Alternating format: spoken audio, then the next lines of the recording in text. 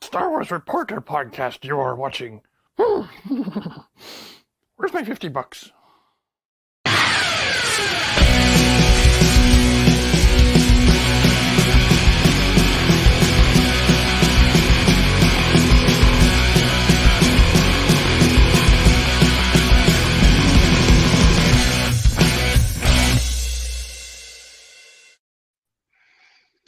I just love the intro. I love the Yoda intro. Love the Yoda intro. It's still my favorite. I can watch it every single day, the blooper one. But welcome to episode 99, the Great One episode. And we are going to be discussing the awesome finale. I don't want to give it away by saying it's awesome, but the awesome finale of the Andor series, season 1. And we have a lot to talk about. Let me just fix that. There we go. We'll put Todd up top there. Well, I feel like I'm top of the pyramid. Way to go. I know, like you're special now. So, again, we're here with the usual scoundrels and nerds, and we're going to be talking about all things Star Wars. Obviously, today is going to be about Andor, so let's quickly get into it. But we'll start introducing people. We'll start off with the Mandalorian. Hey, guys. Oh, look at Ooh, that. Comes prepared. Good to see you. Good. Thanks for having me back. This is the way. Yes. I'm glad I wasn't so bad last week that you guys just forgot about me. So. Well, we had a meeting and it was 5-4 vote, so you're back. A tight one. Well, I appreciate it. That's good to be here. And of course, as always, Trooper Todd. The reason why you're back, Max, is I set the bar so low, so I make everybody look good. I'm so low. That's what I'm here for. I like that Waddle called you Pooper Todd last week, so I guess he didn't read the card right. That's okay. It's Pooper, Trooper, same thing, right? They shoot like poop, so it's all good. Exactly. I like it. So lots to get through. I know that, Todd, we have to keep it under 3 hours for you. Yes. I have to leave 7:05 sharp. Got things to do. I have a hockey game tonight, so before games, it's very good idea, especially being a goalie. It's a good idea to take a pre-game dump because you get hit with a puck in the wrong spot, you might not be able to contain it. So, yes, that's why I have to schedule it into my calendar pre-game. I hope none of the guys you're playing are watching this right now. Well, they'll know. They'll know. Yeah. Oh, I can't wait to clip this and put this in a video. Just this one part. Hey, it's a fact of life. Everybody does it. It's a good idea to do it before you play goal in hockey. That's so gross. A lot of guys do it, so it's very normal. Yeah, a few of them. Before we get into that, I just wanted to say a happy Thanksgiving to our neighbors south of the border. They do it on the wrong day, but let's say happy totally Thanksgiving anyways. So there you go. To all our American watchers or our friends watching. And so let's get right into the episode. First of all, what'd you guys think overall? Excited, happy? I really liked it. I thought it was on par with the whole season. I thought it was beautifully shot, beautifully written. I thought the funeral scene was incredible. I even thought that there was kind of an elevation in Andor's kind of character development too. You see him kind of get a little bit badass, which was really, really cool. So, I also felt it wasn't as, climactic as most season finales would be, but I feel that because we got a season 2 coming, I'm going to give the showrunners the benefit of the doubt and just can't wait to sink into season 2. Yeah, like I feel the same way. To me, that funeral scene, the whole progression, like when the band started playing, the drums started going doo doo, doo doo, doo doo, and then the horns come in. They're all walking down, and the Empire starts gathering on the other side. It just like I thought, just the feel. My hair is standing up on my arm again. Just like it was so, it just created so much tension. You could feel it building up, right? And we haven't heard the speech yet, right? It's just the walking out, confronting, and how the Empire's all there on guard, and they're all watching, and then you have Blondie walking around trying to find Andor, and he's hiding out, and his friends turning. Like, there's so much stuff happening, at the same time, there's no pew pew. There's nothing. You know what I'm saying? It was just it's all tension. It's all and it's the music. How good is that music? You know what I'm saying? Like Yeah. Matt's a filmmaker. I'm a filmmaker, and you're watching. You're coordinating all these people. I don't know if you guys noticed every time the drum beat hit, those guys were hitting the drums. Mm-hmm. Yeah, like Mm-hmm. I was trying to find something to go to sing. It's gonna go to sing somewhere. Like holy crap! It was just so well put together, so well crafted, so well designed, so well, and just I imagine because how many people are on set? There's like 200 people on set plus, right? Yeah. Like, and Gotta be so much. as a director, you could be thinking like, is this working? You know what I'm saying? Like, and wow, like to me, it was to me is one of the best TV moments Right. I can think of. Like it's top 10 TV moments. It was so good, so strong, and just built up. And then when the projector started and she's giving her farewell death speech, Marva's speech is incredible too. Me and Todd filled me in on the post credits scene, so I went back and watched it last night. And then late last night, I rewatched the whole episode again, just because we're talking about the funeral scene, and I just wanted to really just kind of watch it and kind of appreciate it again too, for seeing it for like a not fresh eyes, second pair of eyes, and really get that appreciation too, right? So it's even better the second time you watch it. It didn't feel tired. Like when something you watch again, it kind of loses that magic, but it doesn't. I find like it just holds attention. It just builds, even though it's coming up, it just builds up so nicely. And I like the fact that the episode didn't start off in your face right away. Again, it's like the whole entire season started slow burn, building up, building up, building up. Like not knowing what to expect from Andor. I know, Steve, you were high on this expectations. My expectation level was so low, so low, and this surpassed my expectations of the whole season. Like I couldn't even predict how good this was going to be. Mm-hmm. Yeah, I mean, my expectations were high because I really liked the character in Rogue One and the potential for being bad, and they did differently than what I thought they were going to go. But that said, it still didn't ruin it for me, right? They went into a different route where it was kind of the slow burn. I expect season 2 is going to be just like we're going to see him more of the shooting people in cold blood and doing the spy stuff and so forth that we see in Rogue One, or closer to that. But like you were saying, even how they kind of start off, they're still setting up, right? Because everyone's meeting at the planet because they all want one guy and stuff. And just the whole tone, like in the very beginning, like the son of this, like the parts dealer guy that had this secret radio, his son's building that bomb and looking at the hologram of his father. And then this, how Todd always say, like the wide shots. Yeah. When Mira comes in, like this whole thing coming in with the shuttle, it's just, I wish I could take like 10 screenshots of this just to show you. And there's a progression from the beginning to the end, right? Mira, she's got that attitude, right? She comes in with her death troopers, and then as the show goes on, we see how it changes. And I have some really interesting thoughts on the characters, like her character and Cyril's character, right? That progression by the end of it, right? Like you guys seen it. Todd brought it up to me last night. He had a really good point where they kind of mirror the reactions where Cyril in his attack episode 3, he's panicked and freaking out and super rattled by the fog of war. And then last night, he actually saves her, because she's super rattled. And they have that really weird moment with the weird sexual tension. Awkward. Yeah. It's like mom and dad are going to kiss sort of thing. You know what I was doing when that was happening? I was like, I was out loud going, no, don't do this. Don't. Oh, you thought they were going to kill her off? No, I thought they were going to do the big kiss, right? Yeah. I thought, no, don't do that, right? Yeah. I have a theory on that. This whole thing here, like we're talking about, let me see if I have I know I do have Cyril has that, you could see it where he has that epiphany where he runs out to help her, right? Where things start changing in his head.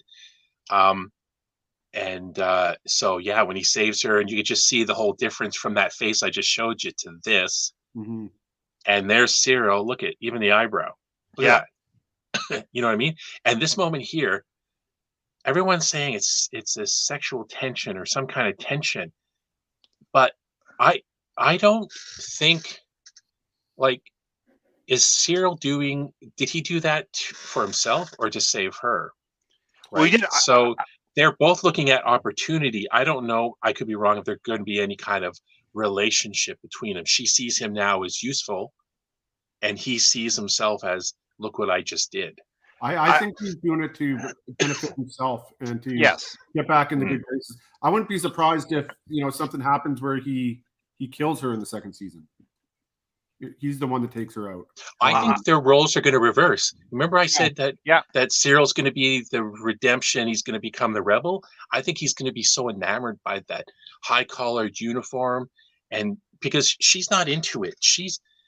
There is something seriously, like, I know it's like she's overworked and there's all this pressure, but I don't think she's liking it. And in the end, he might kill her. I can see, You know Steve. what I mean? You talk about redemption arc. I think it might be Blondie. It might be her. I think because like you're saying, like the fact you're saying, like I think I agree. I think he's going to come in. He's going to because he's been seeing us for so long, right?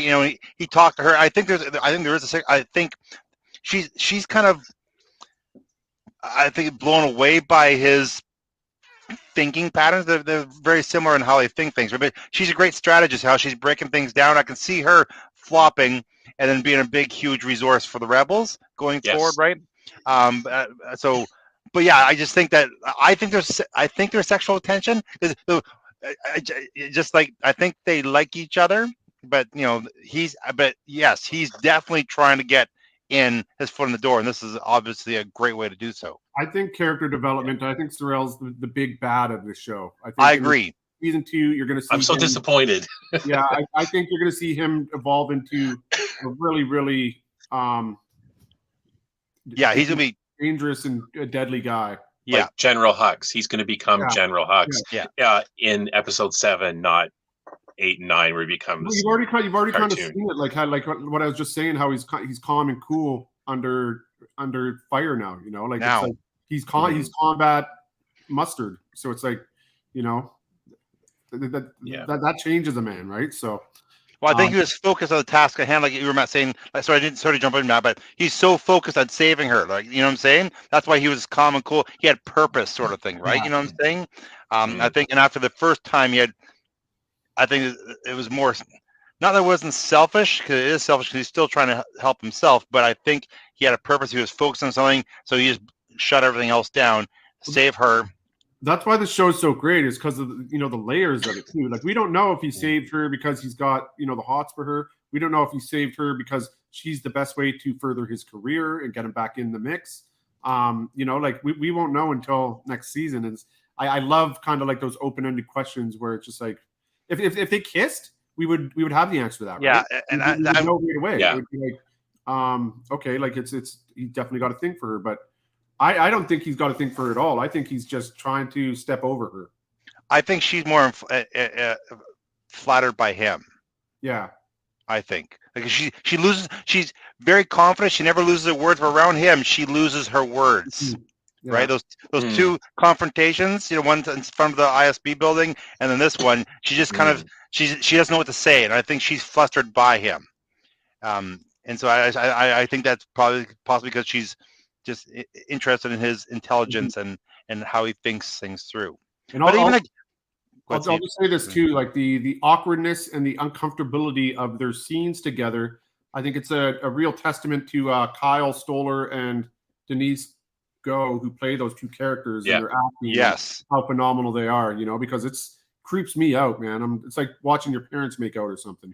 No, that's exactly what I feel. She was her fear in that scene. That was some of the best acting in the entire series. Like, I believe that. I was almost like, man, that actress seemed really scared for real. It reminded me of Tom Hanks in that movie where he was taken hostage. I remember from the boat. Remember the boat movie? Yeah, he was the captain, or And then at the end of the movie, he's being checked over when he's rescued. He's being checked over by medical. He's like in shock. Like that's how good she was. She's a nobody, and the guy playing Cyril, he's a nobody. We've never seen him before, right? And they're both amazing performers, great actors, and they're really selling you the whole entire gambit, right? Like we're feeling awkward because they're making it awkward, right?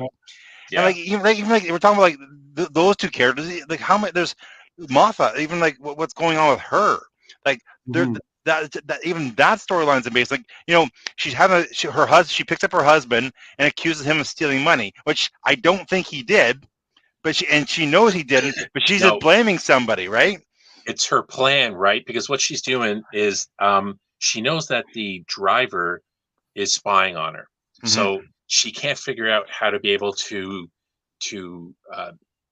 launder her money out without the Empire noticing like hundreds of thousands of credits going out. So she says, okay, he's totally listening. So when he gets into the car, her husband, she says to the driver, can we get some privacy? But he's totally listening, right? I know, right?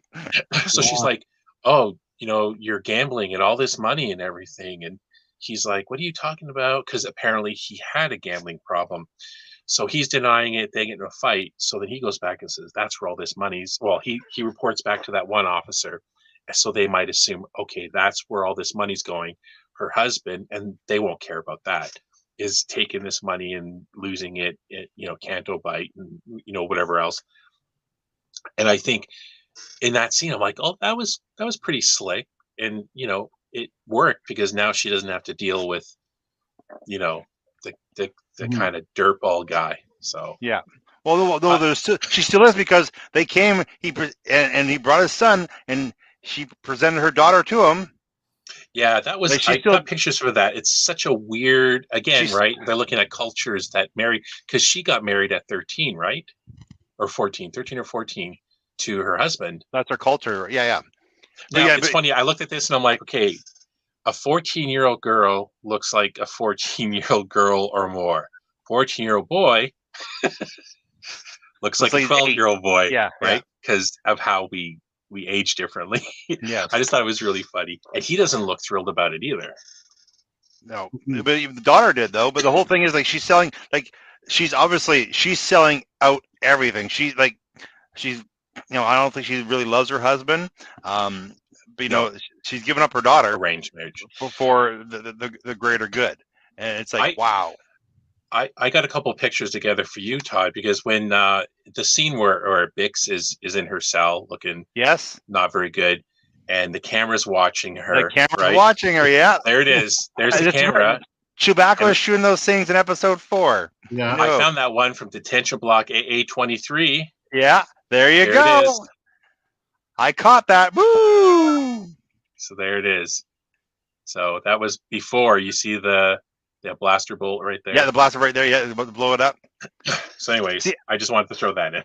Thank you very much for doing that, Steve, for hitting that home. But again, those are the little things. Again, we've mentioned this many times when we're watching Star Wars series. Doesn't matter Mandalorian or Ben Kenobi. It's those little things that make you feel like this is the Star Wars universe, and it's those little details I just absolutely find great. Right. It just makes me feel happy. Can we talk about the biggest loser in the episode last night? We haven't talked about the biggest loser. Who is the biggest loser? That stormtrooper that went to the top of the tower. Thank you. She goes, go get it. He's up in the tower. Go stop him. He ran all the way down the blocks, climbed 500 stairs, gets to the top, and gets knocked off instantly. It was funny because he gets the Sparta treatment. Yeah, I watched it. I didn't think really anything of it, and then I kind of we quickly debriefed last night, Todd and I, and he told me about that laughing. And when I watched it again last night, I started laughing out loud. That poor guy. That's exactly how it happens. It's like, go get that guy. Runs half a kilometer to the tower. Runs up the tower. As soon as he gets up there, he doesn't even say a word. He just gets Spartan kicked right off the tower. Doesn't get a fire shot. You gotta think, how tired was that guy, right? How hot was that guy? All that way. I've never been in the military. Matt's been in the military, and I know what you get a command. You have to do what you're told, right? This guy's okay, you know. And it was the funniest thing ever. And I kind of knew, like I said, it took a while to show that stormtrooper coming up the stairs, right? It was as soon as he told him, the guy goes, "I'm on it." He runs. I went, The okay. anvil guy. Yeah, I thought for sure that guy was gonna get knocked off, and of course I was waiting for the payoff, and then so the scene goes, "Hey, you there? Stop!" He just kicks him. I didn't expect that at all. Thank you, Matt. He definitely wins the Biggest Loser award for sure. We should start having the Biggest Loser award every podcast. We're breaking down the episode. Who was the biggest loser that episode? Because that guy takes it for sure. That was funny. Ah! That was funny. What was I saying? Oh, going back on my favorite. I'm so disappointed that he's probably going to be bad.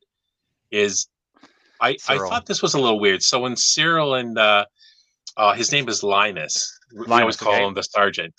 And they're sitting there on the transport, and then they change hats. I didn't understand that, but they change hats, and they're kind of buds. But did you notice too that they were right beside Luthen when they came down to kind of see the whole thing? So it's kind of like everyone's there. I thought it was, again, too, it was kind of that, like they showed the moment where they switch hats, and I guess that was them showing that they were friends, but it was kind of another wasted moment where we didn't get to see more, because they're so goofy together, right? Like when they had that phone call, I thought that was so funny, right? Because the sergeant, it was just so weird, and they're awkward and goofy and stuff, and maybe we'll see it in season 2 where maybe Cyril maybe brings him along. Well, the sergeant was in a pretty bad place at the end of that episode. He's on sitting on the road drinking, like he's disenfranchised. Yeah. Yeah, there he is.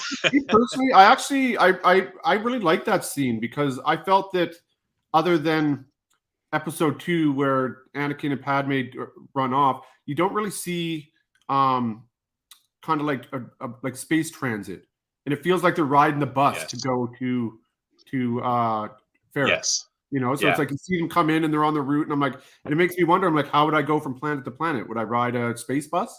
And that's what they're doing. They're riding a space bus, and it's like I was like, that's cool. And I enjoyed that moment. I didn't understand the hat thing either. I thought it was so they'd match, because the hat kind of matches his jacket a little bit more. But yeah, maybe, and that's it. I just wish that they would have had, like, that was kind of, it was cute, if I could say that. It was just where they're just quiet, but I wish maybe there was more conversation between the two of them. Like, I'm going to be someone important, and he's like, it's not big. The sergeant seemed more grounded. He's like, it's not a big deal. Like just to kind of flesh out their character a little more. But I just thought the scene was funny. I was giggling every time I see the two of them now, because they don't seem as dangerous until season 2, when I think Cyril's going to go off the deep end. But I just want to make sure that I called him going to be the bad guy next season 2. I'm so disappointed. I hope you're wrong. He's on the Luke Skywalker path. Come on. Well, on the Imperial side, anyone in the chat, if you think that Cyril is going to be the bad guy by season 2 or a hero, let us know. So, and can you explain the hat? I think Matt's right. It's probably just like they matched better. Maybe I was trying to figure out what the hat thing was too. It's too bad that they had to make a scene that everybody's going like, why did that happen? But I thought maybe it's because what's his name? The Scottish guy is now stuck on the planet. He works in the planet, so maybe he's disguising as a worker. Maybe that's what he's doing. He's wearing a worker's hat so that nobody's questioning who he is, because maybe that's it. It like fit better, because some of the Empire would know who he is, and of course Andor knows who he is, right? So this is kind of maybe a disguise, because it's one of the worker hats. That's what I thought, but that's the closest theory I have. Can I say who I think is the biggest winner? I guess besides, say, the main characters and stuff, the biggest winner. Everyone needs a friend like Brasso. Yes, everyone needs a friend. He had such a limited role the whole entire season, and this episode he really had a chance to develop lots, and his character went leaps and bounds this episode. Well, I Like, thought, Oh, he was kicking butt. yeah, and I thought the moment with Andor was a really like tender, Yes. lovely moment too. I cried. A really good hug. Yeah, like a really amazing cried. hug. Where, That was good. You know, it's like that's great acting. You know, to like really like kind of, you know, that's friendship. Do you know, I I love was thinking, I looked up the actor, right? And IMDb, I was like looking at height because like this guy looks like a giant, like an ogre. We're the same height. So how big is is Diego Luna? So how is it always 6'2", 6'3"? He's 6'3". Yeah, That's okay. 6'3" is pretty tall, dude. That's not that. He's It's always not my that height. tall. Here's my. Like, you tower over me, dude. Well, Like, I just think it's so funny when I saw that. I was like, as I was watching it, I immediately picked up my phone. And I was looking at IMDb. I'm like, 6'6". I'm like, he's 6'3". That's it. Yeah, my son's 6'2" and he's huge. So you'd Right. be like, yeah. I just think it's funny. I hope he has got a really great role in season 2 because he had a really great episode. I agree. He was Yes. the big winner. I agree. And I'm going to put myself up. I predicted that he was going to die. He did not. Yeah, Oh, you didn't right. say his name. I remember you just said the big friend or the big guy in The husky guy. big Yeah, guy. I said the husky. yeah. Yeah, the Oh, husky husky guy. guy. Bravo, Yeah, Brazo, the best bud. I thought he was going to die, especially when he took the brick, brick of the mother's in, and he hit the guy with it. I went, okay, he's going to go down, and he didn't. So it was good. Right, because he was fighting all the different stormtroopers. How tough are those bricks too, eh? Like he's cracking dudes and the thing didn't break, you know. Uh-huh. So, Yeah. I had a thought about the bus ride. Yeah. Is that an Imperial security droid that's sitting in the back row behind him? Oh, I don't know. I didn't notice that. This looks like a person. Behind the sergeant? It looks like a person, doesn't it? Or maybe it is a Oh, droid. and behind it, maybe it does look like a droid. Well, I don't think it'd be Imperial. Why would it be Imperial beyond a Well, I don't little... know. I just thought it was like maybe they're like Easter egging K2SO or something. Right. Kind of the same shape. I don't know if it actually is though, but looks smaller. My favorite of the stormtroopers are those. God, I wish I had a The Death picture. Troopers? Not the Death Troopers, the ones with the open face masks that we saw in like the Oh. Solo movie and stuff. Yeah. I The really soldiers. love this, The- like the soldiers. The cannon fodder. Basically, they're basically the expendable yeah. soldiers, I think. Yeah, like in a funeral procession. What do I got? No, I didn't get down further enough, but Yeah, I know you're talking about the guys are holding the everything shield. yeah, I think it looked really good. Like during the funeral, right? See them all back here. Yeah. I just thought that was a really good scene because you have all the soldiers not really caring, but looking on because they have to watch, and then you have the mourners down below. I just thought it was really a cool scene. There's so many people. There's so many extras. Just imagine the COVID response people on this set, Yeah. man. It'd be huge. Well, it's funny because we've been talking about it that the practicality of the whole season is what we've all really loved, you know, and Yeah. they didn't bring in the CGI people like the battle at Helm's Deep where it's like all these orcs or CGI. They brought in real people, so it actually tells the sets and the story and the scene, right? So, yeah, I thought it was incredible. Hundreds of people in that. Yeah, and I liked how they've handled the extras on set. I think I've said this before, Todd. Like in Obi-Wan, especially in Book of Boba Fett, where you'd have people standing around in the street, supposedly at shops or shopping or doing whatever. But it just seemed like people, especially in Obi-Wan, in that one city thing, people were just standing around, like doing nothing, just being extras. That's what it felt like. Like no one was doing anything in this big city. And this, it seemed like whenever you saw a city shop, people were doing things, like really doing things, and not like picking up papers and putting them down for a whole scene. They were going to work, working, doing something. That's the assistant directors, right? They probably had 4 or 5 assistant directors, and they'd probably take a crowd control and they'd block out what they're doing in the background, which is an insane amount of work. like the fact, like I'm impressed. You know, again, like I said before, Matt and I both work in films. Like to command a set that big with that many people, like that's to me it would just stress me out. Yeah. It's just amazing that they pull that off and just looks so good, and everybody's on the That's a same lot of page. And people. you know, you got to think, what are they looking at? Okay, look at this thing. So they have to get a look point for everybody on set, so they're all looking in the Right. exact same spot too, right? Like, Right. just so good, and just that whole entire hologram would be B. That's the robot's name, right? The droid. B2EMO, yeah. Yeah.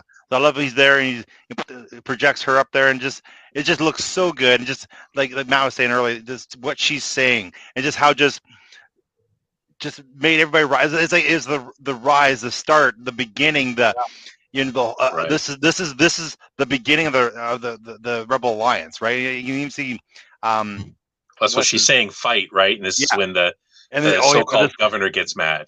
He's lucky he got pulled out of the guys grabbed him, pulled him through. Like that was so intense.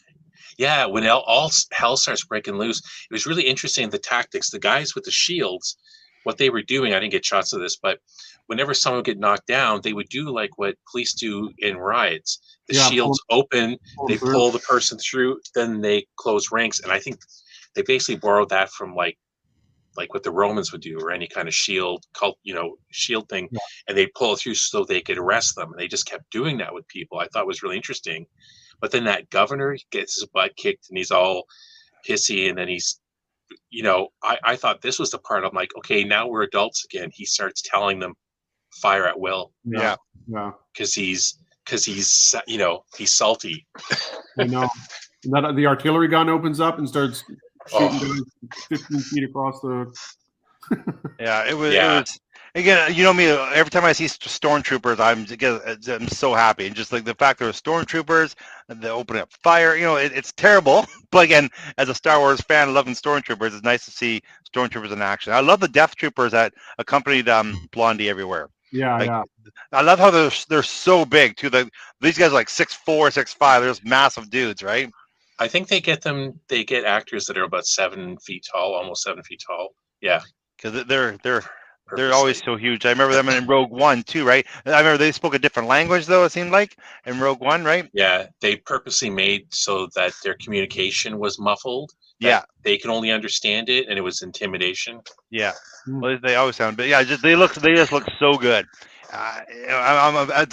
Again, I love visual spectacles, right? And so that's what I find when I see them, and just either blasters so big. Again, they look so intimidating. So she's walking around, guided with those guys. Like she's a force to be reckoned with, right? You take her serious. Yeah. But that's when it changed, right? So when all these officers walk around with their muscle, right, whether they're stormtroopers or death troopers or whoever, when she's coming off the Imperial shuttle and she's got that very confident look, and even when she gets to the hotel, the headquarters, and she wants to go out and inspect the city, like the city center, and she only goes with that one undercover officer, and she's very confident about that, right? So they're undercover and they're walking around. But it was at the end, right, when things start going south, that's when everything changes, because she doesn't have these crazy death troopers with her.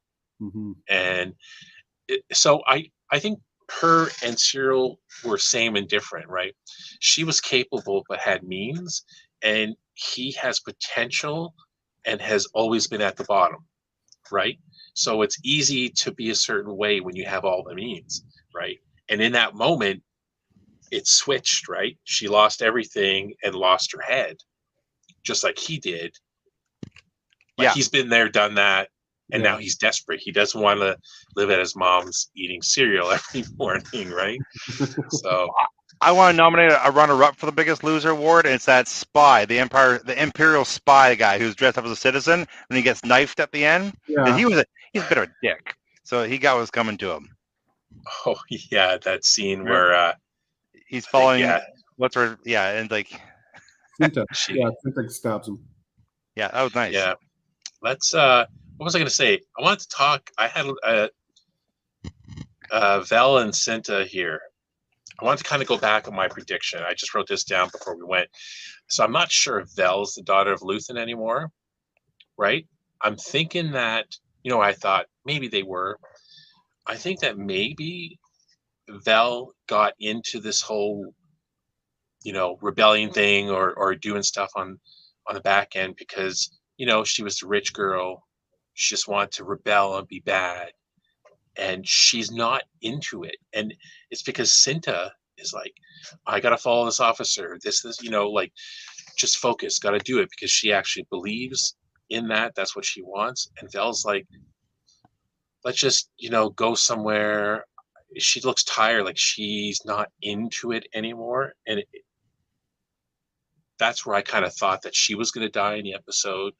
But so I kind of take it back. I think she just got into it and it's not as fun as she thought it was going to be. And Cinta is like, I want to kill the Empire and we got to do our job and blah, blah, blah. So I think when Mouse died, I think it probably changed her perspective. I think a bit. Remember he died on the operating table, right, from getting crushed by those things. Like right. I think that's maybe because she was pretty, like she was leading the troop and the whole entire mission, right? So that's a lot of responsibility for someone who's not all in. But I think since that when Andor took his money, left her stranded there, sort of thing, and when Mouse died, I think that possibly changed her outlook. But again, I think she's more in it to it because I think those two are a couple. I think, yeah, clearly, and I just think that she's following her. Yeah, definitely. But you could tell Cinta seemed a little annoyed with her saying, come away from the window, and you didn't pick me up. I had to walk here, and she's like, I left the door open for you. Like it wasn't locked and stuff like that. She seems annoyed because she's into the work, and I don't think, maybe that Mouse character kind of took her out of the game, but she seemed not interested anymore. Not as invested, I think, or maybe she sees the fact of what's going on with her cousin, Martha. So maybe it's just all getting to her, sort of thing. I'm sure what they're doing is very stressful, and it's possible that she's just not handling the stress so well. So, what you guys think about the end scene with Andor and Luthen? I actually thought Andor was going to kill him. Oh, did you really? Yeah, I thought when the ship wasn't. That's what I thought too. Yeah. Sure. I thought that too. I knew as soon as he got there, and Andor's there because that's why Andor left, because he knows exactly where he parks his ship, sort of thing. So he went there, waited for him. 'Cause obviously, he knew that he was there to kill him. I didn't know what was going to happen. I didn't think if there was one person who's going to die, I thought it would be so his name is Lutheran. That's his name? Luthen. Luthen. I thought it'd be him because he's probably the highest paid actor in the series. We were talking about that. Yeah.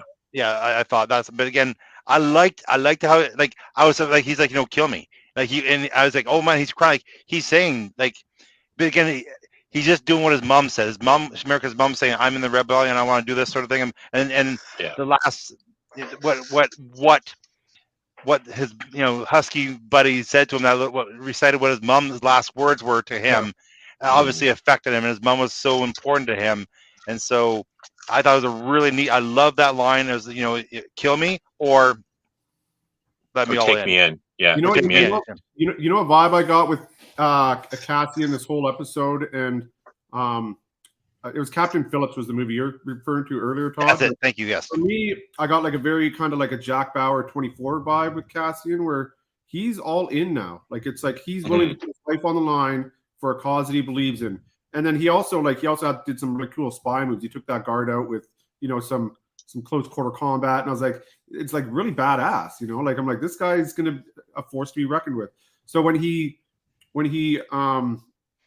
approached Lutheran and told him, like he's telling him, it's like, you can kill me, I can get captured, I'm all in, like I am not a threat to you guys, I'm an ally, right? So that's why you see that slide smile, because those are the best kind of soldiers. This smile here, he's like he knows he has some, but it's all in. That's very. He's got a very capable soldier in his army now. So. Yeah, I mean, what I actually thought was going to happen was when Luthen gets into the ship and he's, how he would tell the ship, do this, do that, and it's not saying anything. Like Andor's already on it. Yeah. And when he turns around and he comes out, I thought, I thought how it was going to go down was, so you're looking for me. You're here to kill me, aren't you?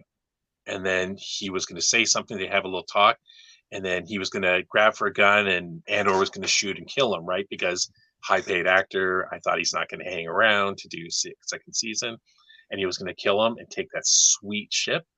Yeah, there's a few things too. There's also this scene bookends the first scene of the show too, where he kills those two guards for just being jerks. You know, like he's got a lot more reason to kill Lutheran. I actually thought halfway through the episode when like Lutheran's talking to the girls and he reaffirms, he's like Andor has to die. I'm like, oh dude, you're dead. You're not making it through this episode because we know Andor's going to be in the second season. So when it went head to head, I was like, and it shows kind of Andor's character growth too, because he's in now, you know, where if it was episode 1, he would have just shot the guy and took his cool shit. Yeah. And like you said, that's a great point, because in the season, you know, episode 1, episode 3, all he cared about was himself, right?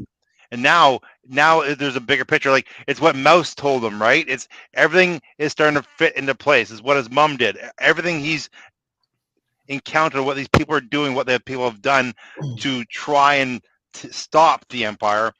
He's just totally. There's nothing else left for him to do except for jump in, both feet. Yeah, I really thought at the end when he helps the gang escape with that ship at the shipyard. I just thought like moments like this when he was kind of instructing everyone, like everyone's kind of tired and out of it, and he's instructing that pilot lady like do this and do that, and I'll meet you. It was this and maybe a couple scenes before that where he's become or is becoming the Andor that we know, like badass, killing people, doing whatever. So, but that showdown with Luthen, that was probably the ballsiest thing he did. Oh, absolutely. The entire series. Because Luthen is a dangerous man. Very dangerous. Absolutely. Like he's a bad. We talked about a couple episodes ago, right? You know, who's the good guy? You know what I'm saying? They're all bad. They're all bad, right? It's just it all depends what side they're on. Like Lutheran knows he's not a great guy. He knows he's not a nice guy. He knows he does terrible things. Yeah. One thing I want to talk about is you know, after it was in the ISB headquarters.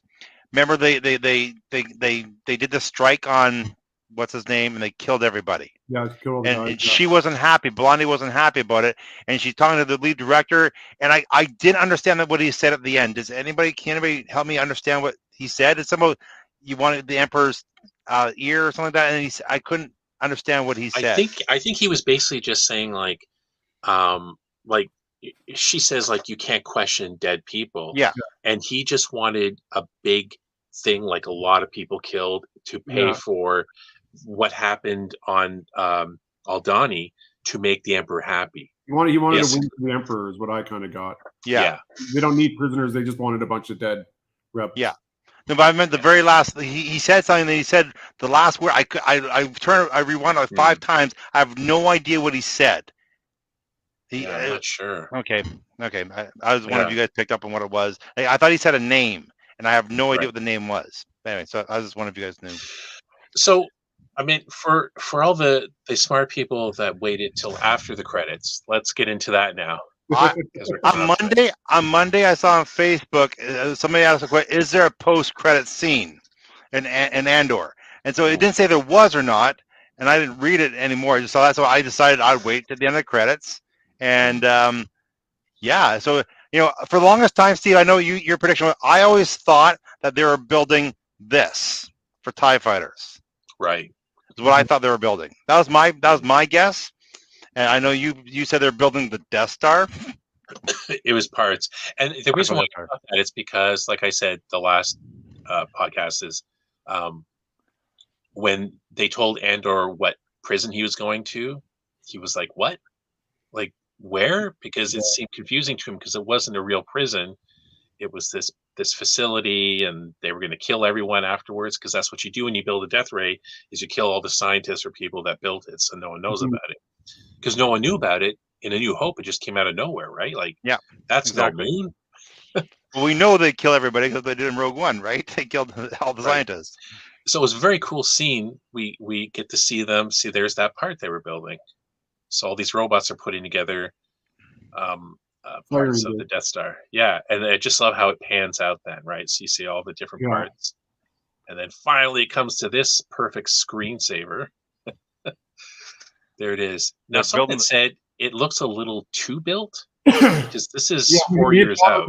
Me and Todd were talking about that last night, and it's probably just hollow on the inside because Matt thought the same thing. He said, "Well, it took 4 years. It's almost done." I thought they're just building. They haven't done all the wiring inside. I'm sure it'll take a little bit of time. You always build the shell first. Because they also remember in Rogue One they were getting the kyber crystals. It was going to be the power for the death ray too, right? So they're building the shell. It's not complete. They have the plans. They do the shell. They have to still build everything else inside, which I imagine will take some time, especially when they keep killing the workforce. I know. But you really got slave labor, right? So it only works so fast. So Steve, congratulations, Steve. I just want to say good job, buddy, on predicting us. It was the Death Star. That was a good guess. It was the biggest question in the series by far. Is what were they building and what was it for? Yeah, it seemed too suspicious. Like what else? What other big project with the Empire? See, it's hindsight, right? Like we know what's going on. It's like we know that there's no danger of Andor dying for at least 4 more years. So by the very thing that he helped build parts for. That's a really good point too, right? Yeah. It's kind of ironic. He helped build the part from a machine that kills him. These parts here, it's like, way to go, guys that worked really hard and got tasty food. I think it was tasty paste. Paste. Yeah. I thought it was a good. I loved how they waited till the ending. It just had a much more impactful feeling to it, for sure. Like not knowing where they're building the prison, not saying a word, and then all of a sudden, they never even asked what they're building. Every single presidency, no one ever said, "What are we building?" It's just they were doing whatever they're told. Because the audience was asking, "What are they building?" And that is a nice payoff. Well, you ask a guard what they're building, they're just going to stun you. So yeah, exactly. That's right. What are we doing here, man? Stun. What you're told. That's what you're doing. What you're told. Going back, I just want to say, I really thought that this whole entire series, like, beyond my expectations. I'm so impressed with what they did. Just the writing team, like by far, it's the most engaging, interesting, character dirty series. Like, I know, Steve, you really wanted it to be cutthroat. I know you wanted, the spy world where no one's safe, and you got exactly what you wanted. Really, I thought. Yeah, and I think it's only going to grow from here. Like, I was thinking that too. Yeah. Like, none of Andor's friends slow about it. None of Andor's friends are going to live in the end. They're all going to die. I think what you guys just said is spot on, and I think season 2 it's going to be even more hyped up. Like, it's going to be elevated. It's going to be the more spy stuff. It's going to be more cutthroat, more kills, more people dying. Really build up to that point where Andor meets Rogue One, and we find this hardened, because he's an assassin pretty much in Rogue One. He's a killer for the Rebel Alliance. So it's we see like bits and pieces of that in him now, but like to go from having like a free thought to kind of just like, I'll just kill people when people tell me to kill people. That's a pretty big character arc to go through. So it'll be fun to see him get there. Definitely. And I really hope that they don't play it all nice, because in Rogue One he was that guy, and I hope they don't forget that and try to have the continuity that they seem to have somewhat problems with in a couple of projects, that they don't do this whole like, oh, he's really a nice guy and blah blah blah. And I hope we do get that progression where he's just like, well, I had to kill him, like, just a matter of factly. the cool thing about Andor is there are flashes of heart, though, right? Like even at the end with Jin when they're like on the beach, it's a very nice moment. He has the same kind of moments with Bix. He has a moment with his friend. You know, like he's got a lot of love in his life, but he's also like this cold-blooded killer too, right? So Yeah. He does what he has to do. yeah. Something just came to me, guys. You remember the guy that Andor escaped the prison with, right? We all know that he's the same actor from Rogue One. Is he the spy that Andor kills in the beginning of Rogue One? I haven't went back and watched it yet. No? Okay. No, he dies on the beach. I've seen a you mentioned that. Sorry. photo on like social media that Gotcha. He dies on the beach. He's got a shaved head in Rogue One. Okay. Never mind. I'm dumb. I thought the one thing I said, I guess to you, Todd, in chat earlier, I was like, here's a theory I thought I had. What if B2 becomes K2SO? And that's how he got programmed. He just basically did like what they did with the Falcon, right? They put, in the solo movies, they took the robot, and that's the astrogation part of the ship. But, you had pointed out to me what K2 says. Yeah, he says lots of. He was a former Imperial thing, and he was prone to violence and blah blah blah. So I just thought maybe not because B2 isn't that. B2 is not that violent. He's totally different personalities too. Yeah, no, definitely. So overall, what did you guys think of season 1? I'm giving a strong 9. Wow. Okay. Like I again, considering the first episode was like, here we go. Okay, let's see what happens.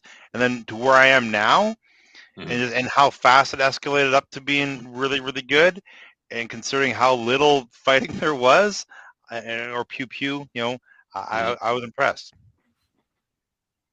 That's what about you, Matt? Well, 9. For me, I'm an 8.5.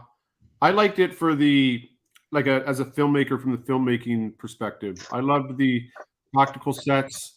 I love the big casts. I love the writing. I love the character development throughout the show. Some of the things I liked, and I talked about it last week, was introducing these characters, kind of getting to know them, and then killing them off. It's Game of Thrones did this thing with the fantasy genre where they just flipped it on his head, where it's like there's no more cliches, So you can have these amazing characters and kill them off in the next episode, and the fans aren't going to revolt. They're not going to turn it off. They're still invested. So this kind of feels like the first show, at least in this universe that's done that. Oh, absolutely. I'm very appreciative of that because I like that kind of television and filmmaking. Yeah, for me, I given it an 8, and how I'm marking that is for what the show was, not I thought, and I think Matt, you and I kind of said this before we went live here, kind of thought that it wasn't very it didn't have like a big giant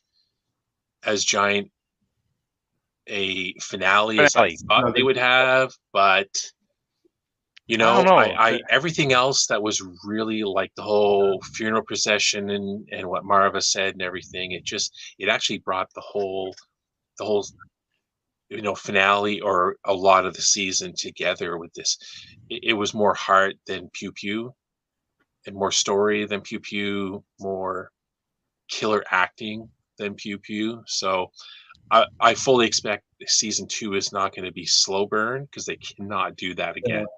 It doesn't have to be like blasters and shooting, but it needs to be more of that spy mystery movie, or you know what I mean? Well, if the tension's there, if the element of getting caught or element of being destroyed is there like it was this season, you don't need to have all the pew pew. Like strong writing, strong characters, strong situations where you have that tension. That's why I think they're focusing on instead of the pew pew.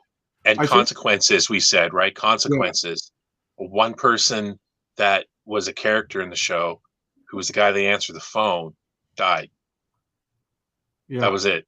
I mean, it's I think that's what the one thing that might make the finale seem a little less anticlimactic is because we were talking last week about the death pool, and we're like, oh well, we build up towards this big kind of face off and skirmish, and it's like all these people are going to die, and then going back to what I just said, where we had a season where no character is really safe other than Andor because we know he dies on on the beach. To not have any main, I mean, there's a lot of death, and there is some pew pew in this episode, but nobody main really kind of bites the bullet, right? Like it's, but I feel that I'm giving them the benefit of the doubt because there's a season 2, so it's like we know that they're going to bring it in season 2, and we know a lot of these people aren't going to be around for the future of the But you have to kill off people so you can make different toys in season 2. Well, we've had our share of people dying throughout the season. Andor's mom died. The guy who natural causes. She still died. I know. You have the guy, the shop guy. The shop guy, he died. His kid is made a bomb and blew people up. You have the radio guy. He was established character. Now the other guy, the guy who was selling out Andor in this episode, did he die? Oh, he ended up getting blown up. Yeah. I thought I saw him walking off at the end too. I thought maybe, but he looked dead on the floor because Andor looked at him. Yeah, Andor kind of looked at him and went, "Ooh."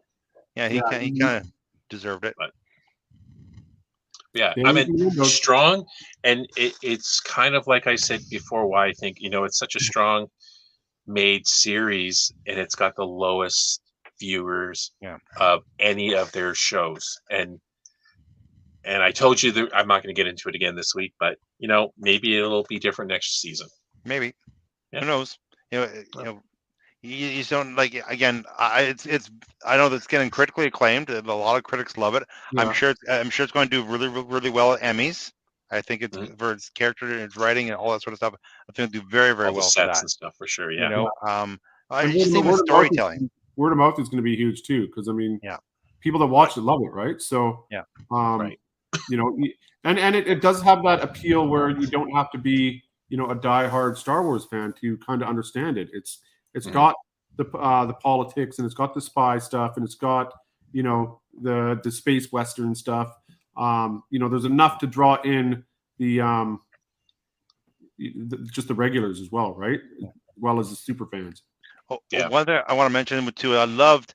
Remember the guy who was trying to betray, sell out Andor? Like when he wanted more money. Well, I'll tell you where he is. I love you the fact that you can't negotiate with the Empire, right? They're going to kill him on the site. You tell us or you're going to die. He's like, oh, okay. Well, maybe I'll just tell you. Yeah. I love you can't strong arm the Empire. They won't care. I know. It's so funny. So excellent finale. And who knows, when we're going to see the next one. And another year, maybe. Well, this series took forever to get released. Remember, because they're already filming season 2, or they're close to. Right. I don't know where they are in the filming of it, but I know they are filming it right now. So. Oh well, then that's good then. Perfect. So next coming up, I think, is Bad Batch, and in a few months, I think. So, that'll be our next big thing. So, 100th episode. Anyway, yes, 100th episode. We got to think of something good. All right. Well, I think that's it for tonight. Todd's got to go before he, has a dump or I don't know. I have to go before I have to go. Yeah. Go. So thanks everyone who tuned in, and we will see you on the next podcast. May the Force be with you. Thanks, guys. Bye.